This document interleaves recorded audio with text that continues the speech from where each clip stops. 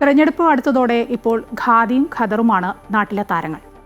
എവിടെ തിരഞ്ഞാലും ഖദറിട്ട സ്ഥാനാർത്ഥികളാണ്. സ്ഥാനാർത്ഥികൾക്ക് ഒപ്പമുള്ളവരുടെ ഡ്രസ് കോഡും ഇതുതന്നെ. ഖദറിടുമ്പോൾ ആത്മവിശ്വാസം കൂടുന്നുവെന്നാണ് സ്ഥാനാർത്ഥികൾ പറയുന്നത്. ഖദർ ഷർട്ടും മുണ്ടും, വനിതാ സ്ഥാനാർത്ഥിയാണെങ്കിൽ സാരി. തെരഞ്ഞെടുപ്പ് അടുത്തതോടെ ഖാദിയും ഖദറുമാണിപ്പോൾ ട്രെൻഡ്.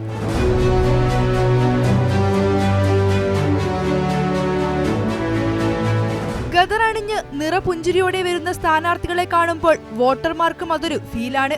മുതിർന്ന സ്ഥാനാർത്ഥികൾ മാത്രമല്ല, യുവ സ്ഥാനാർത്ഥികളിൽ പലരുടെയും ഡ്രസ് കോഡും ഇപ്പോൾ ഖദർ ഷർട്ടും മുണ്ടുമാണ്. സ്ഥാനാർത്ഥികൾക്കൊപ്പം വരുന്നവരും പാന്റ് മാറ്റി മുണ്ടിലേക്ക് മാറിയിട്ടുണ്ട്. രാഷ്ട്രീയക്കാരെന്ന് പറയുമ്പോൾ പണ്ട് മുതലേ ജനമനസ്സുകളിലുള്ളത് മുണ്ടും ഷർട്ടും അല്ലെങ്കിൽ സാരി അണിഞ്ഞ രൂപമാണെന്നും അത് ധരിക്കുമ്പോൾ ഒരു പ്രത്യേക ഭംഗിയാണെന്നും സ്ഥാനാർത്ഥികൾ പറയുന്നു. ചില ആളുകളൊക്കെ പറയും ഇത് തന്ത വൈബാന്നൊക്കെ പറയാറുണ്ട്. പക്ഷേ എനിക്ക് തോന്നിയിട്ടുള്ളത് നമ്മളൊരു ഐഡൻറ്റിറ്റി, പ്രത്യേകിച്ച് കേരളത്തെ സംബന്ധിച്ച് ഒരു രാഷ്ട്രീയക്കാരൻ മുണ്ടെടുക്കുന്നതാണ് ആ ഒരു ഐഡൻറ്റിറ്റി എന്നുള്ളതാണ് ഞാൻ മനസ്സിലാക്കിയത്. അതെല്ലാന്ന് വിശ്വസിക്കുന്ന ആളുകളുണ്ട്. കാലഘട്ടത്തിനനുസരിച്ച് ഞങ്ങളിപ്പോൾ ജീൻസും ട്രൗസറൊക്കെ യൂസ് ചെയ്യാറുണ്ട്.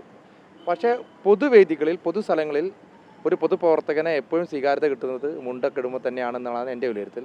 രണ്ട് വെള്ളം ഇടുമ്പോൾ ഉണ്ടാകുന്ന ഒരു കോൺഫിഡൻസ് നമുക്കറിയാം, അതൊരു സുഖമാണ്. തീർച്ചയായും ഇലക്ഷൻ സമയത്ത് മുണ്ടിടാത്ത ആളുകൾ മുണ്ടിടുന്നത് അവർ സ്ഥാനാർത്ഥിയാണെന്ന് ആളുകൾക്ക് മനസ്സിലാവണമല്ലോ. ഒരു ജീൻസ് ടീഷർട്ട് ഇട്ട് പോയ ഒരാൾ സ്ഥാനാർത്ഥിയാണെന്ന് വിലയിരുത്തൽ അത്ര എളുപ്പമല്ല.